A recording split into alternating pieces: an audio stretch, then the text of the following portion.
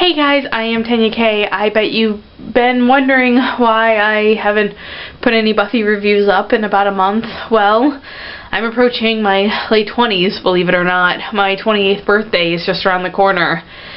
And, yeah, a lot of really annoying, pesky life things get in the way. The older you get. If you didn't know that, the older you get, the more shit gets in the way. But I'm going to show you really fast what has been the main thing. Alright, you ready? You ready? Here we go. Yeah, that's a bunch of boxes. And that is a shitload of boxes. Oh, and look, there's more over there. And it goes even deeper than that, and you should see downstairs. That's right, I'm in the middle of moving, and the older you get, the more stuff you accumulate as well, so moving's a bitch. But I can't wait to show you guys my new apartment, and I can't wait to do more Buffy reviews in the new apartment. Bewitched, bothered, and bewildered. So we're more than halfway through season 2, and I'm sure you guys know that have been following my Buffy reviews that I don't really like to go step by step as what happened in the episodes. I like to delve into the psychology of it, and I hope that makes my reviews unique. I really hope it makes it a unique perspective. So we're going to be doing 2 episodes in this review, which we haven't done for a while. We're going to be doing Bewitched, Bothered, and Bewildered, which is an amazing filler episode, and it's a great romantic episode because it covers all the bases of romantic interest between the characters, and it is and we're going to be doing Passions, which, yeah, we'll get to that in a bit. But Bewitched, Bothered, and Bewildered is a Valentine's Day episode. And Valentine's Day means love, and love means relationships between the characters. It's mostly a Xander episode, so we have got so many to choose from. Alright, Xander and Cordelia, Xander and Willow, Xander and Buffy, Buffy and Angel, Angel, Drusilla, Spike, Willow, Oz, Jenny, Giles. I think I've covered every single active relationship that's going on right now. It all gets covered in this one episode. Not only that, but the humor in this episode is amazing. And in a show that's dark, and you never know when your favorite character is going to be brutally murdered, you need comic relief. And I'm not just talking about Xander's role in the Scooby Gang. You need comic relief. Like, you know, Jenny fighting Amy for Xander's attention, and Jenny being dragged away and her reaching longingly for Xander. I'm talking about that kind of comic relief. But let's start with the beginning. Xander and Cordelia. Xander decides to give Cordelia a Valentine's Day present. And for him, giving her a Valentine's Day present is basically saying, I want to go serious with you. I want to go on actual dates. And I don't think he wants to go to the next phase of their relationship because he cares about her, but because it's the next logical step to go. I read in an article once that the reason why 50% of marriages end in divorce is because 50% of those people didn't get married because they wanted to spend the rest of their lives together. They got married because it was the next logical step of a relationship. Date, sex, go steady, move in together, get married, have kids. I mean, that's kind of the logical way things go. And it's like brainwashed. We are like brainwashed as a society to follow those steps. If I sneeze, I apologize. I felt a sneeze coming on. And that's exactly how it was with Xander and Cordelia. Not because he cared about her, but because it was the next logical step.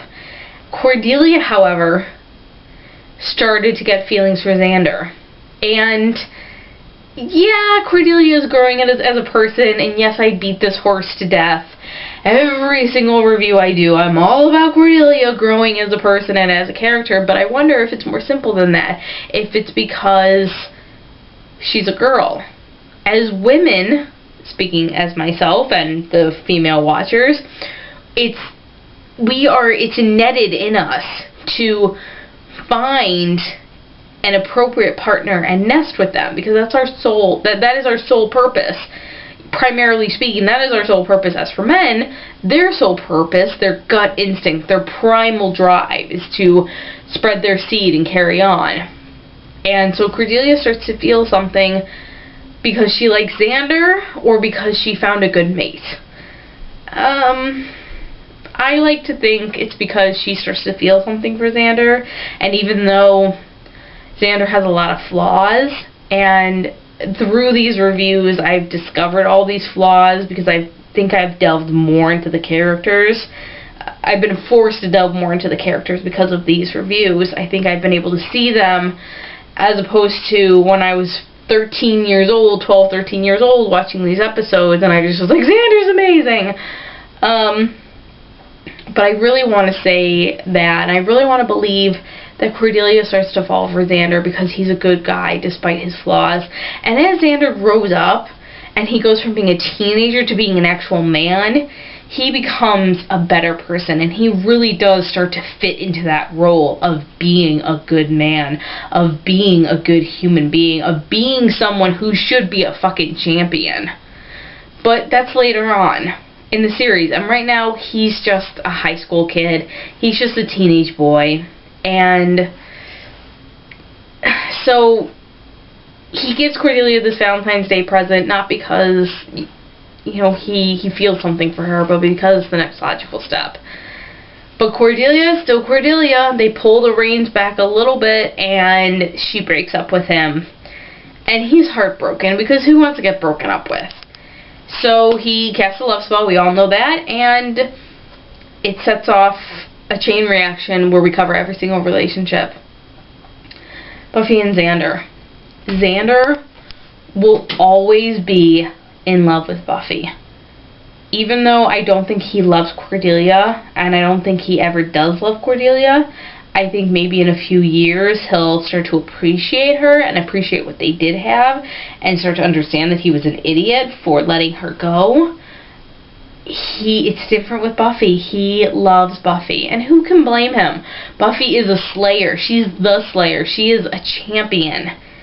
So I mean, if Xander was to fall in love and be eternally in love with someone forever, Buffy's a great candidate.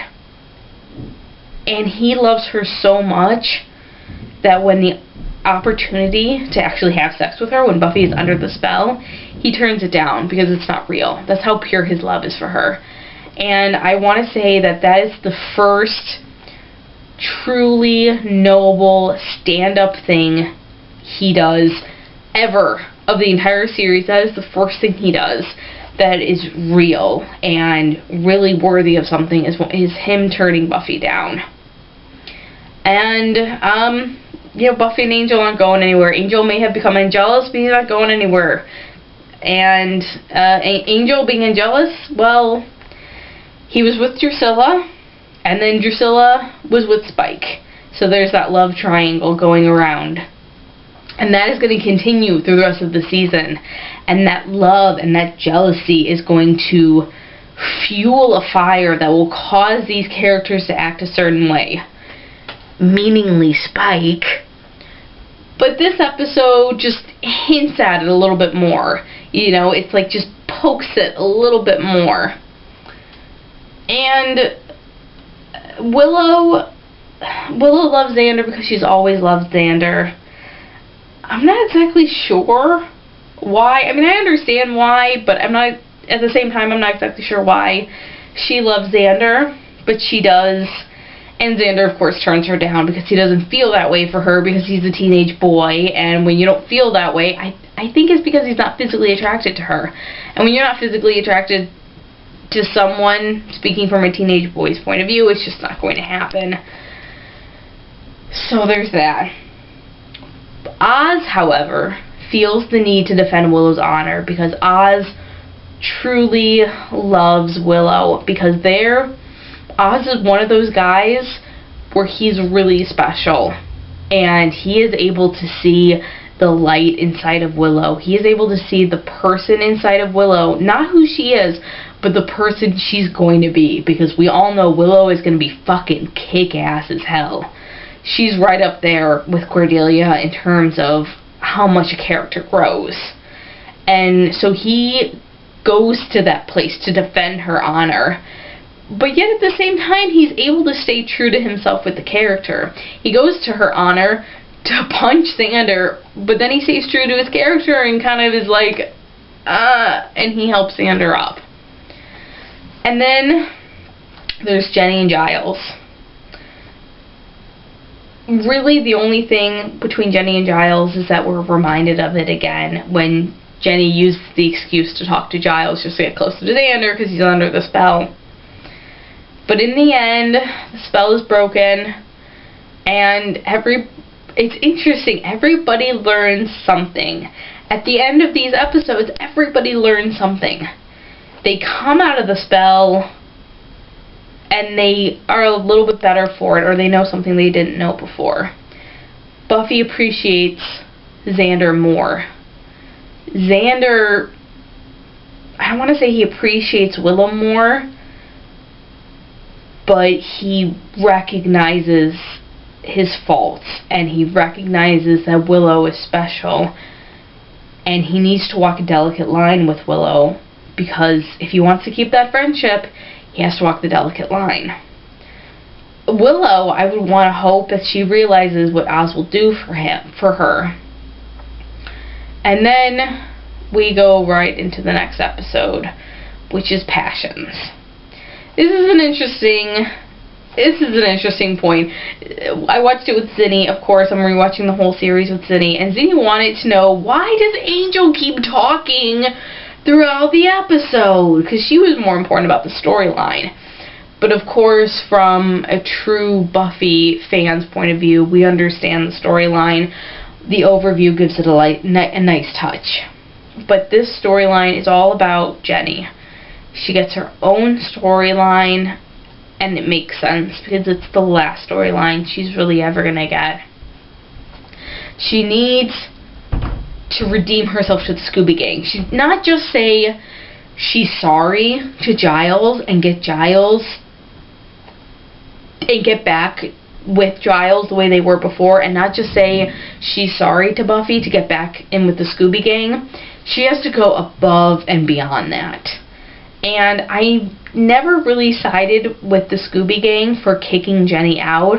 I always sided with Jenny, and maybe that's because she was always my favorite character, and she was my very first favorite character early on, because I'm sure I told you guys that I didn't start watching the series until the second season. So she has to go above and beyond because they're not going to cut her any slack. And the only way to make things right is to bring Angelus back and make him Angel again. And if she went through with it, I don't want to say in a heartbeat Buffy would forgive her, but I really think Buffy would forgive her. And if Buffy forgives her, then, you know, I think that's the only thing that's stopping Giles from forgiving her is Buffy. Because he has to choose Buffy, because Buffy is his slayer. Buffy is the whole focal point of the show. Buffy is his daughter. And so she's keeping him from forgiving Jenny because he wants to forgive her. He wants to make things right again. And Jenny says, I just want to be right with you. And I really truly think that that's what Giles wants too, because I really think that they're meant to be together. That there is a love that is greater than the actions that have happened, that is greater than the consequences that has happened. And I think that's why, even though Buffy hasn't forgiven Giles, or Buffy hasn't forgiven Jenny, I think that's why Giles starts to soften towards her. And that's even why Buffy starts to soften towards Jenny, because she knows that Giles needs Jenny, and Buffy needs Giles. And so there's all of these tiny little itty-bitty sacrifices that are being made simply because the characters love each other. And I really want to say that this is the first episode of the series that really shows how much the characters love each other. But, you know, it all goes to hell. Because Giles can't have any of that. And he doesn't take the time to drink Jenny. He doesn't take the time to suck her blood. He doesn't even care enough to suck her blood. He just simply snaps her neck. And that's one final insult to Jenny's... That is the last insult to her character. But he goes a step above to insult Giles. And Giles goes crazy, because that's what you do when you lose a loved one. Foreshadowing to Willow ending the world, anyone? But Giles is just a person, and he can't take on Angel, and Buffy chooses saving Giles' life over killing Angel, which really, she's not killing Angel because she wants to kill Angel.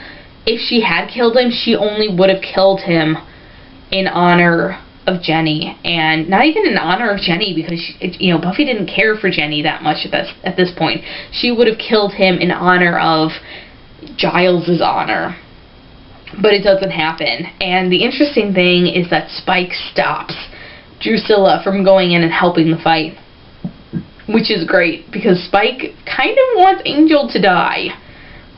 And you know what?